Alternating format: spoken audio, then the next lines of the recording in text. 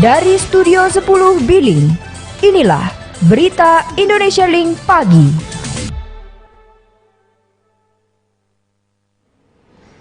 Halo, selamat pagi sahabat Berita Indonesia Link. Apa kabar Anda semua? Semoga sehat semua ya, dan selalu jaga kesehatan.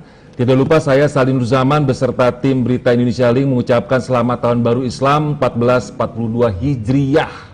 Semoga semua yang baik datang untuk kita semua, pandemi segera hilang. Amin. Amin dong. Amin. Nah gitu dong. Oke, sahabat Berita Indonesia Link, untuk beberapa jam ke depan kami sudah siapkan berita-berita terpilih untuk Anda, mulai dari berita nasional, berita olahraga, cek fakta, perakiraan cuaca, dan Billing Smile. Oke, dan inilah Berita Indonesia Link Pagi.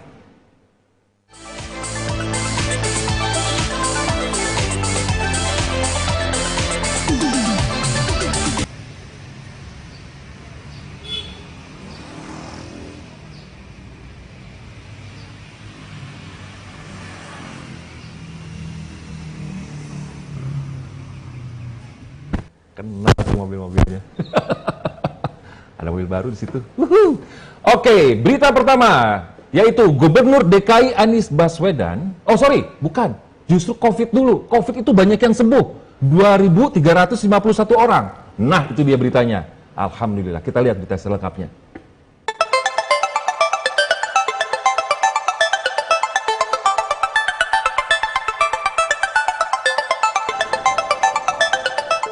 Pemerintah melalui Satuan Tugas Penanganan COVID-19 kembali memberikan informasi terbaru mengenai jumlah kasus dan data pasien terkait penularan virus corona. Data pemerintah memperlihatkan bahwa masih terjadi penularan virus corona di masyarakat sehingga jumlah kasus COVID-19 terus bertambah hingga hari ini pada Rabu 19 Agustus 2020. Berdasarkan data yang masuk hingga Rabu pukul 12 waktu Indonesia Barat, diketahui ada 1.902 kasus baru COVID-19 dalam 24 jam terakhir. Penambahan itu menyebabkan kasus COVID-19 saat ini mencapai 144.945 orang pasien. Terhitung sejak diumumkannya pasien pertama pada 2 Maret 2020. Meski data memperlihatkan kasus COVID-19 terus bertambah, pemerintah memperlihatkan harapan dengan bertambahnya pasien sembuh. Data pemerintah memperlihatkan ada tambahan 2.351 pasien COVID-19 yang sembuh dalam sehari. Mereka dinyatakan sembuh dari pemeriksaan dengan metode PCR memperlihatkan hasil negatif virus corona. Dengan demikian, total pasien COVID-19 yang dinyatakan sembuh dan tidak lagi terinfeksi virus corona kini berjumlah 98.657 orang.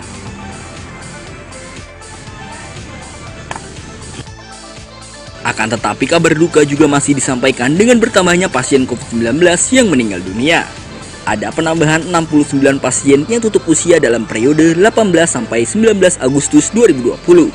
Sehingga total ada 6.346 pasien COVID-19 yang meninggal sejak pandemi ini terjadi di tanah air.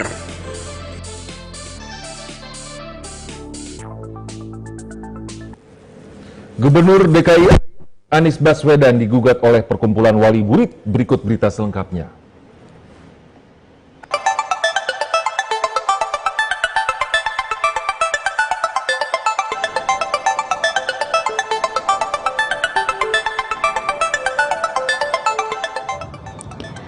Gubernur DKI Jakarta Anies Baswedan dan Kepala Dinas Pendidikan Nahdiana digugat ke Pengadilan Tata Usaha Negara terkait petunjuk teknis penerimaan peserta didik baru tahun ajaran 2020-2021. Para penggugat terdiri dari Perkumpulan Wali Murid 8113, Perkumpulan Jaringan Pemantau Pendidikan Indonesia, dan 4 orang wali murid. Heru mengungkapkan PPDB DKI Jakarta merugikan banyak pihak. Menurut Heru, SK Kepala Dinas Pendidikan DKI Jakarta nomor 501 tahun 2020 Junto SK nomor 670 tahun 2020 tentang petunjuk teknis PPDB tahun pelajaran 2020-2021 bertentangan dengan Permendikbud nomor 44 tahun 2019. Dari gugatan yang dilayangkan, Heru berharap agar Majelis Hakim PT-UN memerintahkan kepada para termohon untuk mencabut petunjuk teknis PPDB tahun ajaran 2020-2021. Selain itu, dilakukan rehabilitasi terhadap para peserta didik yang haknya terlanggar akibat kebijakan tersebut. Sebelumnya, Komisi Perlindungan Anak Indonesia telah menerima 224 pengaduan dari sejumlah wilayah selama proses PPDB 2020. Teruntuk DKI Jakarta, Komisioner KPAI Bidang Pendidikan Retno Listiarti mengungkapkan, bentuk pengaduan banyak didominasi oleh keberatan kriteria usia dalam Teruntuk DKI Jakarta, Komisioner KPAI Bidang Pendidikan Retno Listiarti mengungkapkan, bentuk pengaduan banyak didominasi oleh keberatan kriteria usia dalam jalur zonasi.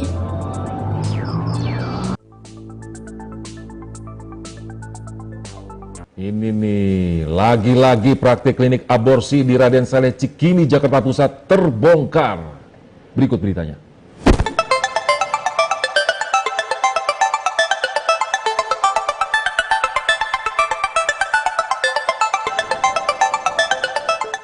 Praktik aborsi di Raden Saleh Cikini, Jakarta Pusat berhasil dibongkar polisi. Praktik keji ini sudah berjalan selama 5 tahun.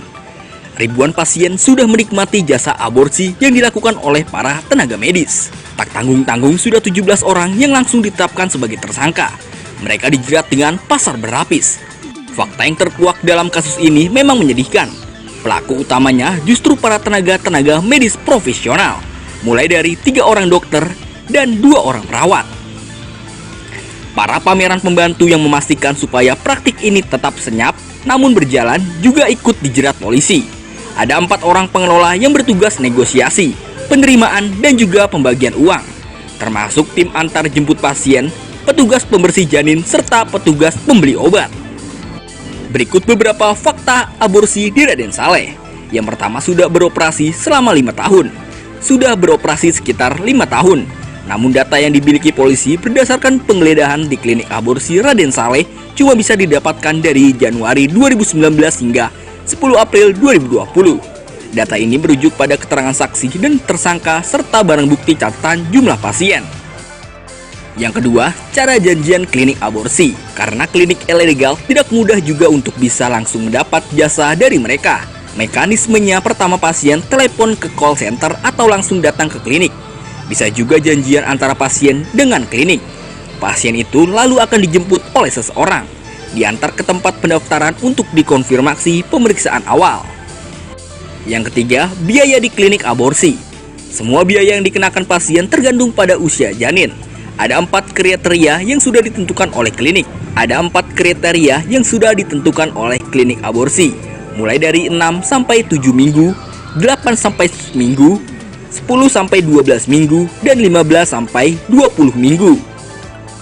Yang keempat, bagi-bagi keuntungan klinik aborsi. Ketika pasien aborsi datang, antara klinik dan orang tersebut akan melakukan negosiasi biaya.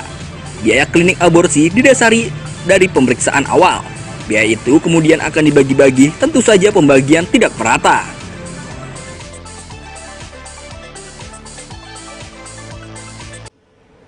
PHK membayangi rancangan Undang-Undang Cipta Kerja. Cuti tahunan juga, gaji bakal dikoreksi. Waduh, kita lihat aja beritanya ya.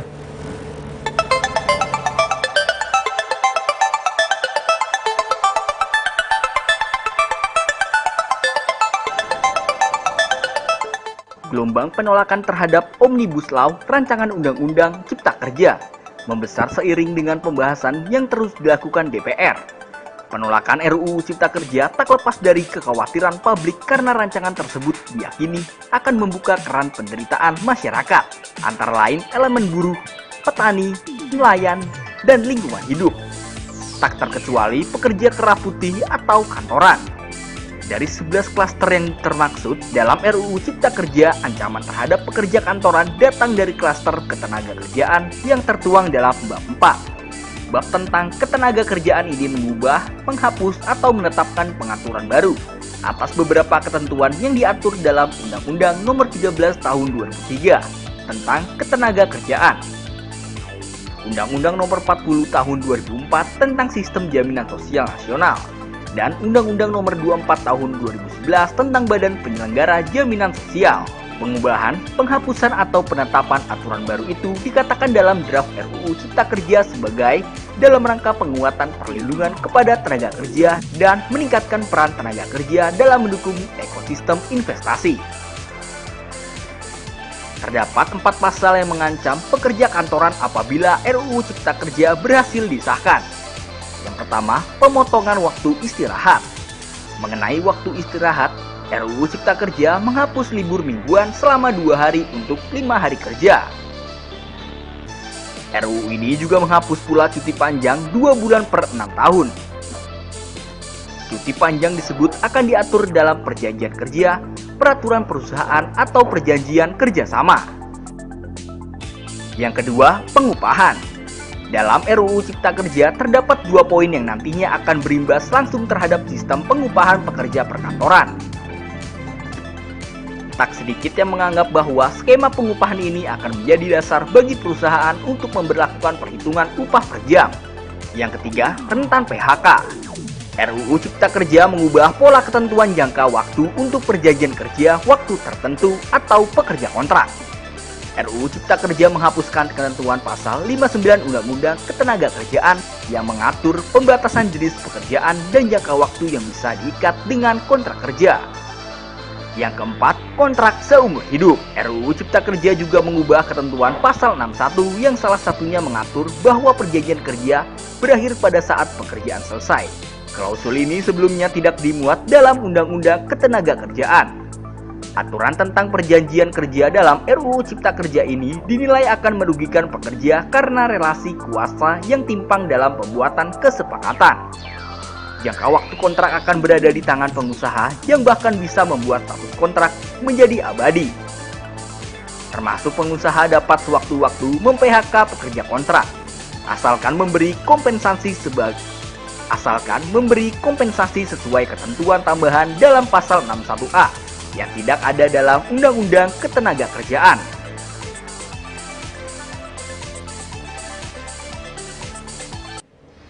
Yutefa Jembatan Kebanggaan Papua, gambarnya ada di uang baru RI yang 75.000.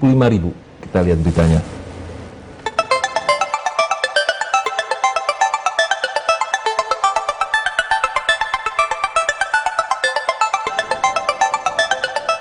Gambar jembatan Yutefa di Kota Jayapura tercetak di uang pecahan Rp75.000 edisi khusus Hari Ulang Tahun ke-75 Republik Indonesia. Jembatan Yutefa berdampingan dengan Tol Trans Jawa dan MRT yang dilambangkan sebagai pencapaian pembangunan Indonesia di bidang infrastruktur. Wali Kota Jayapura, Ben-Hur Tommy Mano mengaku bangga jembatan Yutefa ada di pecahan uang baru tersebut. Menurut Wali Kota Jayapura, Ben-Hur Tommy Mano, apa yang ditampilkan dalam uang Rp75.000 merupakan sebuah capaian pembangunan selama 75 tahun Indonesia merdeka. Jembatan Yutefa atau lebih dikenal dengan Jembatan Holtkamp telah diresmikan Presiden Joko Widodo tepat pada Hari Sumpah Pemuda pada Senin 28 Oktober 2019 sekitar pukul 15.30 WIT.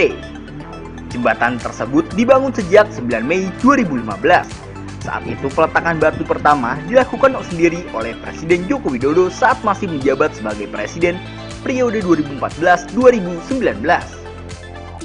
Pembangunan jembatan yang berada di Teluk Yutefa tersebut menghabiskan anggaran sekitar 1,8 triliun rupiah.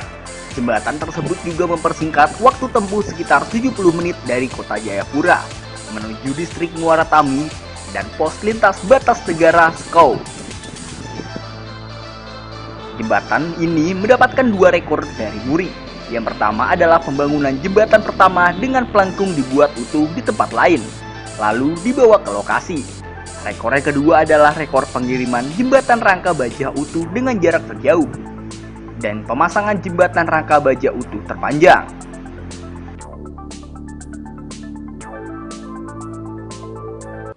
Oke, kebutuhan internet mendesak.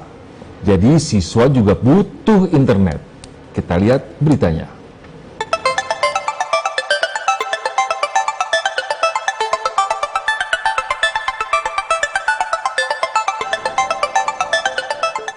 Kementerian Pendidikan dan Kebudayaan mengakui pembelajaran jarak jauh atau PBJ sangat terkendala infrastruktur jaringan komunikasi yang belum merata di Indonesia.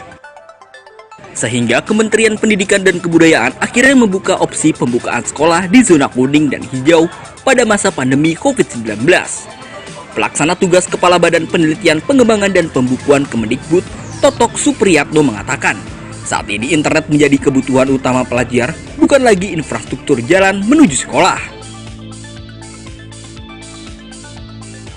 Untuk itu, kerjasama Kemendikbud kini beralih ke Kementerian Komunikasi dan Informatika, yang diakuinya sulit untuk mengadakan fasilitas internet dalam waktu singkat pada masa pandemi ini. Totok mengakui pembukaan sekolah di zona hijau dan kuning diputuskan pemerintah agar para siswa tidak kehilangan pembelajaran yang merupakan hak dari anak. Sebelumnya pemerintah memperbolehkan pembukaan sekolah di zona kuning dan hijau melalui surat keputusan bersama 4 menteri yakni Mendikbud, Menteri Agama, Menteri Kesehatan, dan Menteri Dalam Negeri tentang panduan penyelenggaraan pembelajaran pada tahun ajaran 2020-2021 dan tahun akademik 2020-2021 di masa pandemi Coronavirus Disease 2019.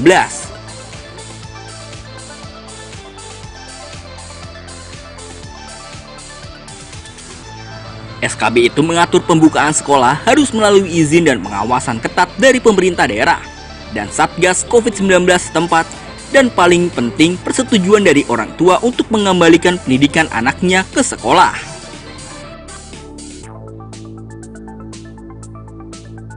Kayaknya yang butuh internet nggak hanya siswa, kita semua butuh internet untuk kerja gara-gara pandemi ini. Ya nggak? Setuju nggak? Nah, oke, ke berita selanjutnya. KKI atau Konsil Kedokteran Indonesia jangan disahkan dulu. Nama-nama dianggap tidak mewakili asosiasi.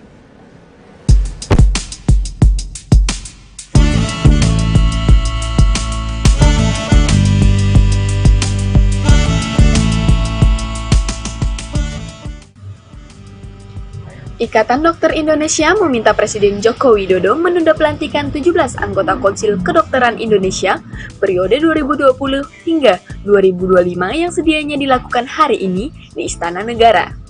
Pelantikan itu tertuang dalam Surat Presiden RI nomor 55 tahun 2020 tentang pemberhentian dan pengangkatan keanggotaan KKI.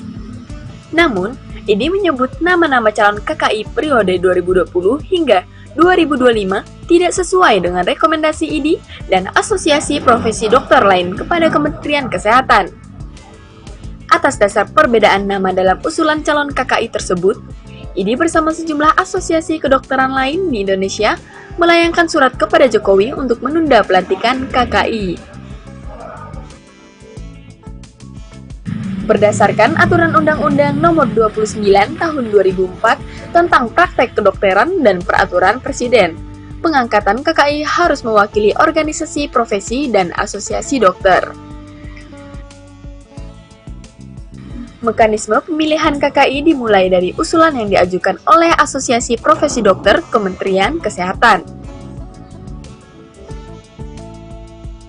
Mekanisme pemilihan KKI dimulai dari usulan yang diajukan oleh Asosiasi Profesi Dokter ke Kementerian Kesehatan. Nantinya, Menteri Kesehatan yang akan meneruskan usulan tersebut pada Presiden. Mekanisme itu diakui selamat sudah dijalankan. Hanya saja, nama-nama yang berada dalam SK Presiden tersebut berbeda dengan usulan nama yang diberikan oleh asosiasi.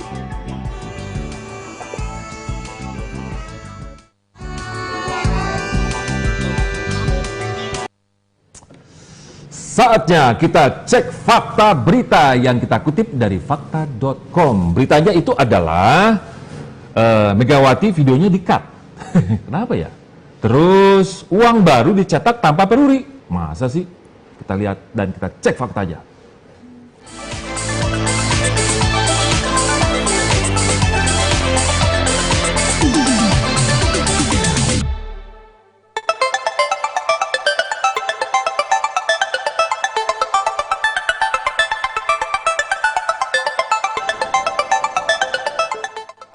Akun Twitter Ainudin 5 membagikan video yang memperlihatkan Ketua Umum PDIP Megawati Soekarno Putri yang sedang berpidato dalam video yang berdurasi 18 detik tersebut. Megawati mengatakan dengan ilmu baru itu tidak cocok, Pancasila itu apa? Tidak ada artinya, kita harus rombak. kita harus dirikan yang lain sifatnya.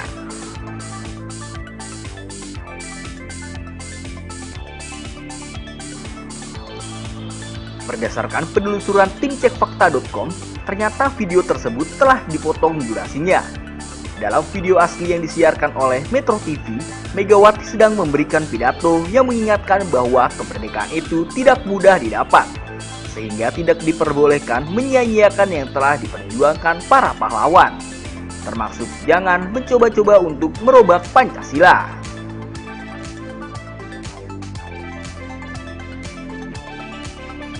Megawati menyindir pihak-pihak yang ingin merombak atau mengganti ideologi Pancasila dengan paham lain. Megawati mengajak pihak-pihak itu untuk tidak berkuar-kuar di jalanan yang hanya menyengsarakan rakyat.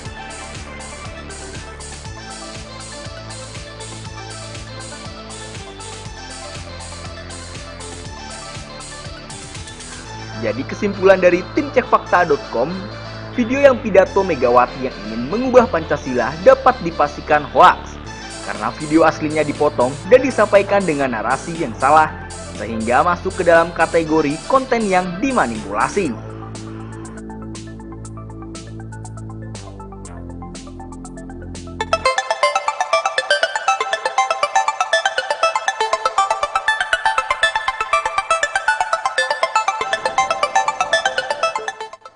Nama PT Pura Barutama lagi hangat diperbincangkan. Inilah perusahaan yang mendapat orderan mencetak uang baru. Bertempat di Kudus, perusahaan milik pengusaha Cina bernama Jacobus Musono. Ngomong-ngomong, kemana Peruri? Apakah Peruri sudah kehilangan fungsinya sebagai pencetak uang negara? Hasil tim cek fakta melalui media sosial Facebook. Akun Dedewor membagikan tangkapan layar yang di dalamnya terdapat klaim PT Pura Barutama mendapat orderan untuk mencetak uang baru. Tim coba melakukan penelusuran lebih lanjut. PT Pura Barutama bukanlah perusahaan pencetak uang. Melansir dari puragroup.com, dijelaskan bahwa Pura Group Indonesia merupakan kumpulan perusahaan yang terdiri dari 25 unit produksi. PT Pura sendiri bergerak di bidang printing dan packaging, paper mill untuk pembuatan kertas produksi, kertas berpengaman, kertas ijazah, kertas uang, boxindo atau pembuatan segala jenis box, hologram smart card atau pembuat kartu perdana handphone, kartu isi ulang pulsa, microchip, etol, dan e-card, engineering atau pembuatan dan rekayasa mesin, dan beberapa unit produksi pendukung lainnya. Sementara melansir dari cnbcindonesia.com, Bank Indonesia pada Senin 17 Agustus 2020 resmi mengeluarkan uang khusus pertama 75 tahun kemenangan Republik Indonesia. Uang tersebut dicetak oleh Percetakan Uang Republik Indonesia atau Peruri. Berdasarkan peraturan pemerintah nomor 6 tahun 2019, Peruri memiliki tugas utama untuk mencetak uang Republik Indonesia sesuai dengan pesanan dari Bank Indonesia. Dalam kata lain, PT Pura merupakan perusahaan menyediakan berbagai macam bahan baku pembuatan kertas uang, bukan pencetak uang. Kesimpulan dari tim cekfakta.com, PT Pura Group Indonesia bukan perusahaan pencetak uang, merupakan perusahaan yang bergerak di berbagai bidang. Di antaranya adalah pembuatan kertas produksi dan kertas uang. Sementara uang baru pecahan Rp75.000 dicetak oleh Peruri, yang kemudian resmi dikeluarkan oleh pemerintah dan Bank Indonesia.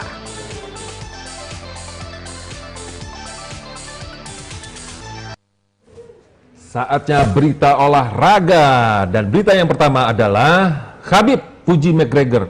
Kenapa ya? Kita lihat aja.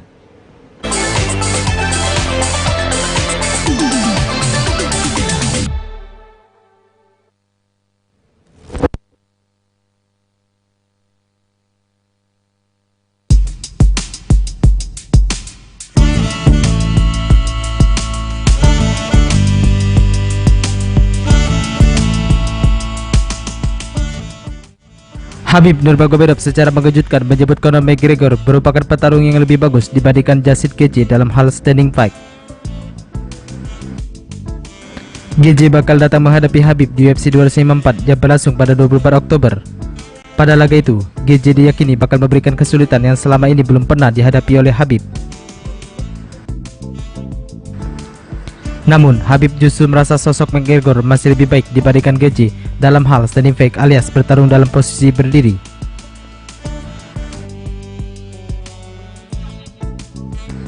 GJ datang menantang Habib dengan status sebagai juara interim kelas ringan UFC. GJ memastikan status itu setelah menang TKO atas Tony Ferguson. Menariknya, GJ sendiri datang ke laga itu sebagai petarung pengganti untuk Habib yang tak bisa berlaga di UFC 249. Awalnya, Habib bakal berduel lawan Ferguson untuk laga perebutan gelar kelas ringan. Sebelumnya, Justin GJ lebih takut melawan Habib Nurmagomedov yang telah kehilangan ayah Abdulmanap Nurmagomedov. Sang ayah meninggal karena gagal jantung setelah positif virus corona.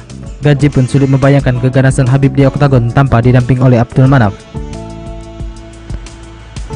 Habib pernah mengatakan Abdulmanap merupakan salah satu sumber kekuatan baginya dalam bertarung. Namun, GJ menilai Habib akan menjadi lawan yang sangat kuat sepanjang karirnya. Selain itu, GJ menyebut kelemahan terbesar Habib adalah soal sisi psikologis petarung asal Rusia itu. GJ menilai sikap Habib yang terlalu percaya diri di atas oktagon.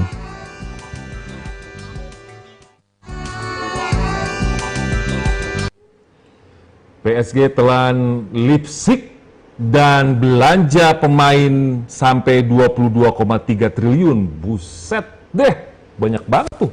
Pasti uang semua.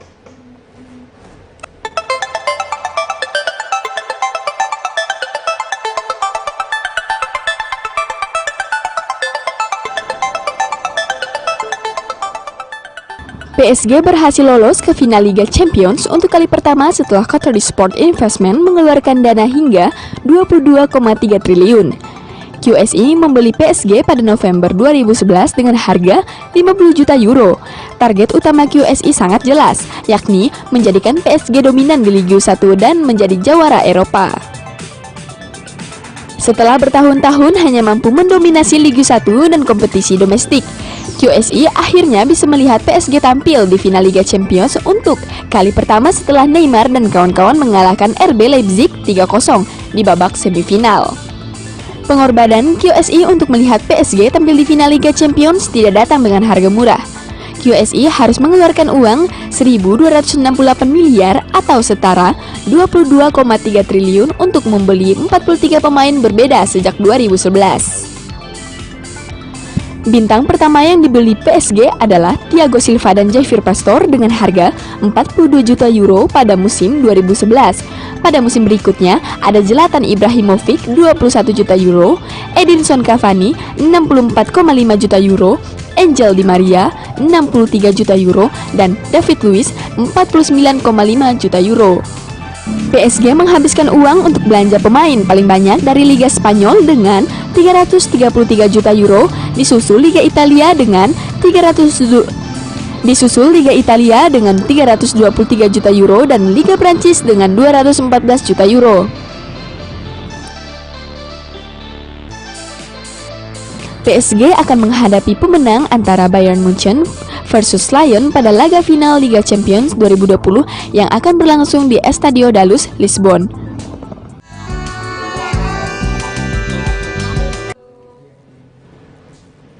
Nah, saatnya kita perakiraan cuaca ya. Kita mulai sekarang aja.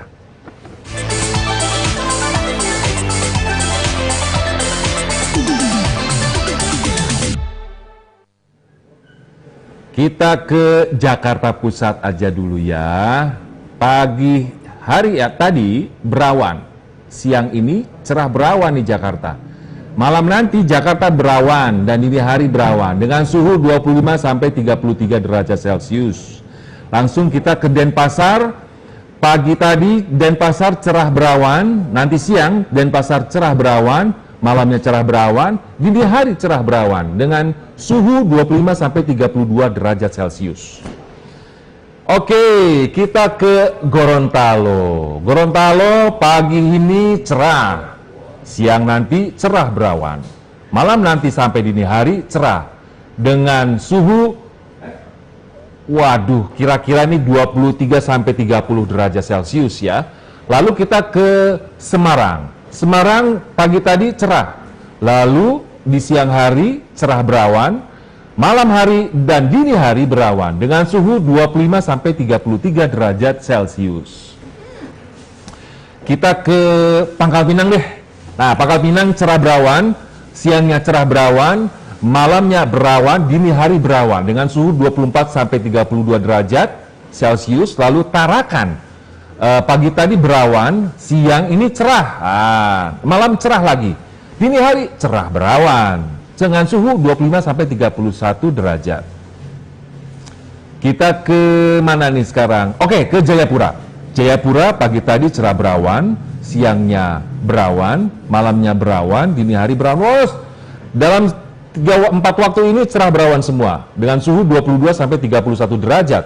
Lalu Ternate pagi tadi cerah berawan, siangnya berawan, malamnya cerah berawan, dini hari cerah berawan dengan suhu 25 sampai 31 derajat Celcius. Lalu kita ke Mamuju. Mamuju pagi tadi berawan, siang nanti hujan lokal. Oke, siap-siap dengan payung dan jas hujannya. Lalu malamnya berawan, dini hari berawan, suhu 25 sampai 31 derajat. Kendari pagi tadi cerah berawan, siangnya cerah berawan, malamnya cerah berawan, dini hari berawan dengan suhu 23 sampai 32 derajat Celcius. Oke, kita saatnya untuk billing smile. Smile dong, smile.